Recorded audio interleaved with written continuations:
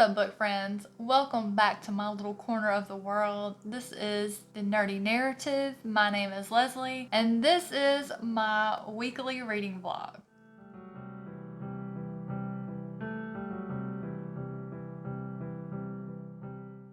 Happy Monday! Time for yet another week where I share with you what I get to read this week. So today is Tuesday, April 28th, and I am off to a killer start reading-wise already. So I finished Widow's Point, which scared the absolute stuffing out of me, even in broad daylight. Immediately when I finished reading that one, I started a reread of The Help. The narrator, I can't remember her name right now, but I will look that up and put down below. She's amazing. I am a Southerner. I am from Mississippi. I actually worked less than a minute from Fondren, which is where they filmed part of the movie for The Help. So whenever Southerners are portrayed in movies, they always get the accent wrong. A true Southerner knows a true Southern accent. The narrator that they got for The Help, she does it perfectly, and I love when she is doing the voices for the white girls. Oh, it is so good. So I saw the movie and then I read the book. Now that I'm rereading it as an audiobook, I can actually picture the scenes of the movie as the narrator progresses through the story, which is absolutely delightful. I sat down and read the other half of Death Note Black Edition Volume 1. Holy smoke, changed my whole attitude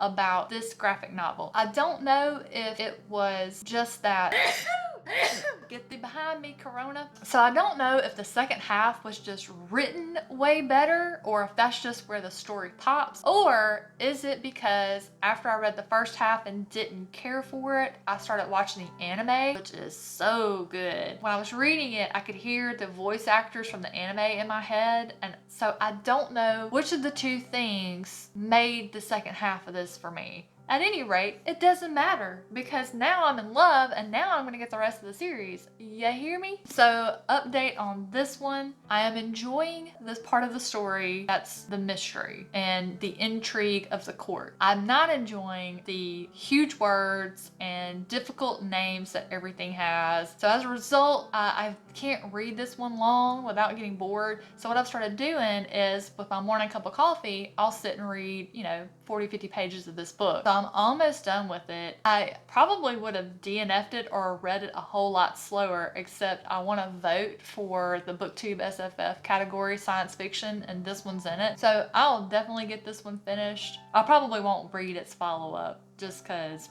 if you have been floating around my channel for a while, you have definitely heard me rave about Blind Sympathy by an independent author named Roberta Bombinato. I have started collecting all of her works. This is the first book I read by her. I followed up with To Guard with Love, and then also earlier in the month got 2 more of her books, which I'm really looking forward to. But the reason why I'm bringing it up, she's going to be on Artist First Radio Monday, May the 4th at 7 p.m. Eastern talking about this book. I know y'all been hearing me talk about it. Here's a chance to get to know the author herself, share some of her perspective regarding this book. So don't forget, Monday, May the 4th, 7 p.m. Eastern. She said the station can be listened to on any Wi-Fi device. So I did stay up really late last night to finish The Hollow Places by T. Kingfisher, and that book really gave me the creeps. Refused to turn the lights off until my husband came to bed. He was up late playing Call of Duty with some of his friends. I would not turn the lights off. Like, he came to bed, he's like, why are the lights still on? I'm like, I was up late reading and I heard you coming to bed and I just thought I'd leave them on. Nah, honey, I was scared to turn them off. That book was amazing. I loved it. I have become a horror fan, y'all. I don't know what happened. I hate it, but I love it. I did all of that on yesterday. I haven't read a lick today. I've been catching up on my BookTube subscriptions, floating around on Twitter and Facebook and Instagram. I filmed a few videos. Now I'm about to make me a cup of coffee, and Mike's Book Reviews is about to do a live preview at 2:30, so I'm going to chime into that. It's a review on his latest book that he's read in the Wheel of Time series, and so his channel is amazing. I will link him below and throw his pick up for you if you want to check him out. You will not be disappointed. He is so good. His content is so well done. So with that, I'm gonna sign off, and maybe I will get around to some reading today. We'll see. Talk to you guys later.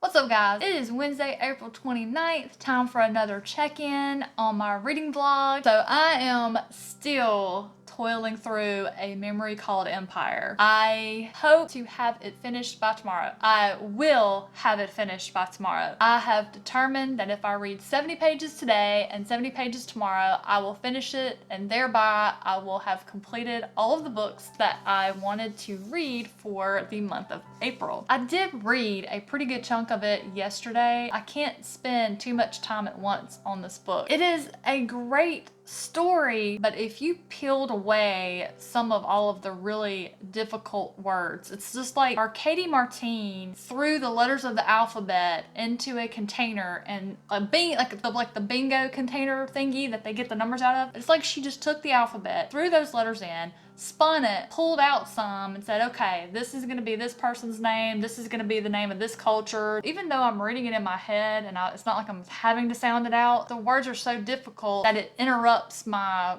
flow of reading, I guess is the best way I can think of. And so I just keep stumbling over those words when I'm reading, and it just really is distracting, and it breaks my concentration, and it just doesn't make it that enjoyable for me. But it also could be that this book is just too smart for me. I'm not up to that level of intelligence, and that's fine. However, it does have a really good story to it. I am loving the political murder mystery, and I'm loving the fact of the technology of how this particular space station, how they protect and preserve their knowledge for generations to come. I know that there's going to be another book behind this one. I probably won't read it, but I always crawl into bed, around 10 o'clock, and I will switch gears and read something on my Kindle. I received a manuscript from Kyle. I don't know if it's McKinnon, but the name of the book is called The Art of Dying. I decided to fire that one up, which I accidentally made a mistake because I put that one on my May TBR. It was there, it looked interesting, it happened. So I read that one for an hour. So we begin the story. We're accompanying an assassin who is following her next target. She's following him through Chinatown, and the author is writing about the target stopping, getting a bowl of noodles, and describing like food in Chinatown. 10 o'clock at night, I am craving Chinese with a frenzy. I wasn't even hungry. I haven't had good Chinese in months. We had a place back home that we would go to every Sunday. I mean, it was just good Chinese comfort food, and we haven't been able to locate a good place like that here in Central Florida yet. All right, guys, that is all I have for you now. I will check back in. Hopefully, I will have finished a memory called Empire. I didn't think I was gonna have anything else to update you on today, but these, look at that. It's the con edition of Stormfront. A couple of days ago, they posted that Penguin Random House was selling the con edition of Stormfront. They were, originally it was supposed to be something that was only going to be sold at the convention, but since everything's getting canceled due to the pandemic, they posted it up for the fans to purchase, and I got one. So cool, and it feels neat too. I'm in love. That is just so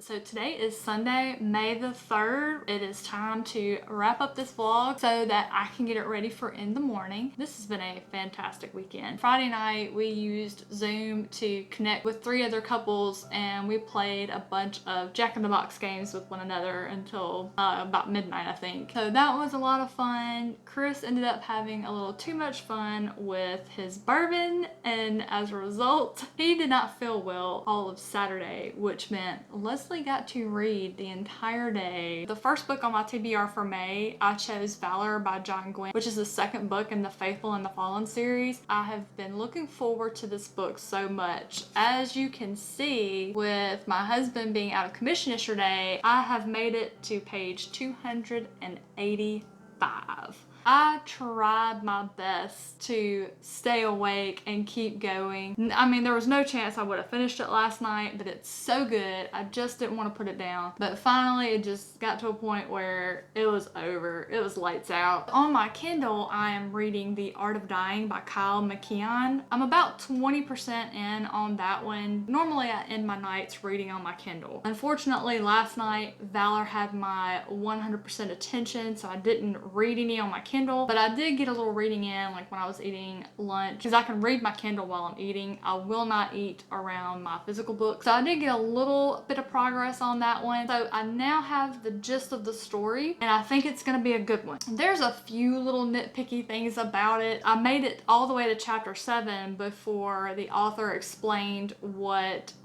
he's been using the initials GEHM, and I thought I knew what that meant. It turns out I didn't, but he waited until chapter 7 to spell that out for me. Could have been maybe on the back of the book. That probably would have helped. So I'm definitely gonna give that feedback to him, see if it's something he can get fixed in time before it comes out. The other thing is not something I imagine he would change. The point of view that this book is written from is Alex Mercer, who is a badass female assassin. Like, she is something else. I love that. She is, to me, right now, she feels like a female John Wick character to me, and I am all about that. I love John Wick. I'm not sure if she has an accent or if he is maybe portraying her as uneducated, since she is an orphan that was raised by arms-dealing nuns. I'm gonna let that sink in for a second. So I don't believe she had much of an education. Maybe that's what he's portraying. While the character is actually speaking, I have no problem with it being shortened words or slang. But to write the rest of the story in that same manner, I don't like that. That's just a personal thing though. It just interrupts my train of thought. I just wish the story wasn't written the way the character speaks. It does have a very interesting storyline. I am liking this book so far. I've enjoyed the setup.